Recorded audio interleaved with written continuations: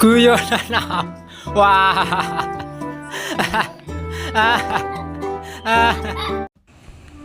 Sahdan, di suatu masa hidup seorang laki-laki yang punya sifat kikir alias pelit. Ia mempunyai sebuah rumah yang cukup besar. Di dalam rumah itu dia tinggal bersama seorang istri dan 3 orang anaknya yang masih kecil-kecil. Laki-laki ini merasa rumahnya sudah sangat sempit dengan keberadaannya dan keluarganya. Namun untuk memperluas rumahnya, sang lelaki ini merasa sayang untuk mengeluarkan uang. Ia kemudian memutar otaknya, bagaimana caranya agar ia bisa memperluas rumahnya tanpa mengeluarkan banyak uang. Akhirnya ia mendatangi Abu Nawas, seorang yang terkenal cerdik di kampungnya.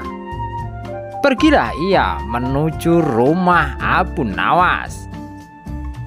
"Salam, hai Abu Nawas, semoga engkau selamat sejahtera." Abu Nawas menjawab, "Salam juga untukmu, hai orang asing. Ada apa gerangan kamu mendatangi kediamanku yang reot ini?" Si lelaki itu lalu menceritakan masalah yang ia hadapi. Abu Nawas mendengarkannya dengan seksama.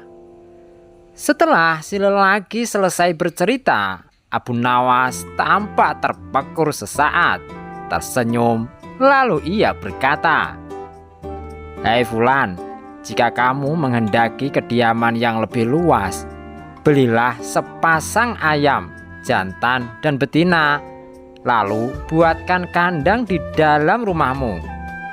3 hari kemudian kamu lapor padaku bagaimana keadaan rumahmu." Si lelaki ini menjadi bingung, apa hubungannya ayam dengan luas rumah. Tapi ia tak membantah. Sepulang dari rumah Abu Nawas, ia langsung membeli sepasang ayam, lalu membuatkan kandang untuk ayamnya di dalam rumah. 3 hari kemudian ia kembali ke kediaman Abu Nawas dengan wajah berkerut. "Bagaimana Fulan, sudah bertambah luaskah kediamanmu?" tanya Abu Nawas. "Boro-boro ya Abu. Apa kamu yakin idemu ini tidak salah? Rumahku tambah kacau dengan adanya 2 ekor ayam itu. Mereka membuat keributan dan kotorannya berbau tak sedap," jawab si lelaki itu.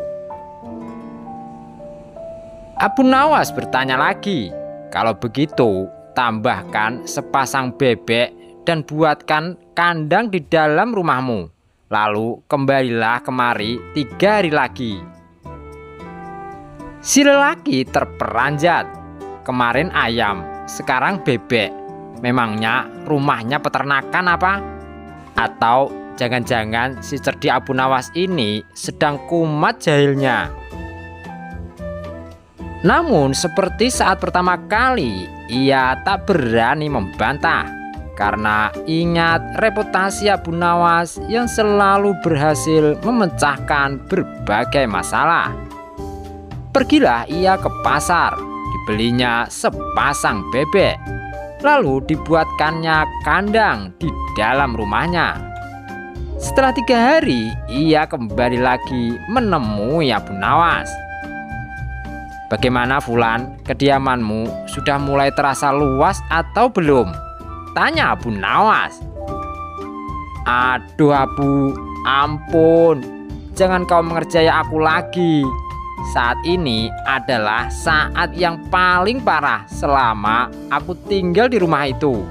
Rumahku sekarang sangat mirip pasar unggas, sempit, padat, dan baunya bukan main," jawab si lelaki.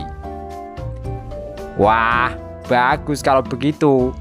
Tambahkan seekor kambing lagi, buatkan ia kandang di dalam rumahmu juga. Lalu kembali ke sini 3 hari lagi." pinta Abu Nawas. Si lelaki kemudian berkata, "Apa kau sudah gila, Abu? Kemarin ayam, bebek, dan sekarang kambing. Apa tidak ada cara yang lain yang lebih normal? Lakukan saja, jangan membantah," jawab Abu Nawas. Lelaki itu tertunduk lesu.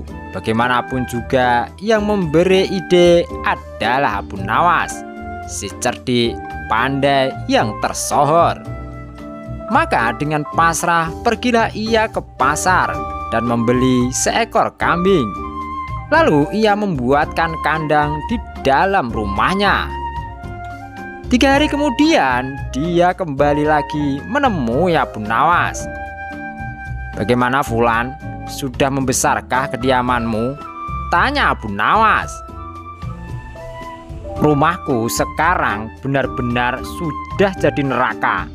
Istriku ngomel sepanjang hari, anak-anak menangis, semua hewan-hewan berkotek dan mengembik.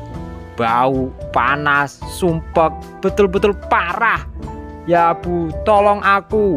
Abu, jangan suruh aku beli sapi dan mengandangkannya di rumahku. Aku tak sanggup ya Abu," jawab si lelaki itu. "Baiklah kalau begitu, pulanglah kamu, lalu juallah kambingmu ke pasar. Besok kau kembali untuk menceritakan keadaan rumahmu," pinta Abu Nawas. Si lelaki pulang sambil bertanya-tanya dalam hatinya. Kemarin disuruh beli, sekarang disuruh jual. Apa sih maunya si Abu Nawas ini? Namun ia tetap menjual kambingnya ke pasar. Keesokan harinya ia kembali lagi ke rumah Abu Nawas. "Bagaimana kondisi rumahmu hari ini?" tanya Abu Nawas. "Ya lumayanlah Abu. Paling tidak bau dari kambing dan suara embikannya yang berisik itu sudah tak kudengar lagi," jawab si lelaki itu. "Kalau begitu jualah bebek-bebekmu hari ini. Besok kau kembali kemari," pinta Abu Nawas. Si lelaki pulang ke rumahnya dan menjual bebek-bebeknya ke pasar. Esok harinya ia kembali lagi ke rumah Abu Nawas. "Jadi bagaimana kondisi rumahmu hari ini?" tanya Abu Nawas. "Syukurlah Abu, dengan perginya bebek-bebek itu, rumahku jadi jauh lebih tenang dan tidak terlalu sumpek dan bau lagi. Anak-anakku juga sudah mulai berhenti menangis," jawab si lelaki. "Baguslah kalau begitu. Kini juallah ayam-ayammu ke pasar dan kembali besok lagi," pinta Abu Nawas. Si lelaki pulang dan menjual ayam-ayamnya ke pasar. Keesokan harinya ia kembali dengan wajah yang berseri-seri ke rumah Abu Nawas. "Kulihat wajahmu cerah hai Fulan. Bagaimana kondisi rumahmu saat ini?" tanya Abu Nawas. "Alhamdulillah ya Abu, sekarang rasanya rumahku sangat lega karena ayam dan kandangnya sudah tidak ada lagi. Kini istriku sudah tidak marah-marah lagi dan anak-anakku juga sudah tidak rewel," jawab si lelaki. Nah, kau lihat kan, sekarang rumahmu sudah menjadi luas, padahal kau tidak menambah bangunan apapun atau memperluas tanah bangunanmu. Sesungguhnya rumahmu itu cukup luas, hanya hatimu yang sempit, sehingga kau tak melihat betapa luasnya rumahmu.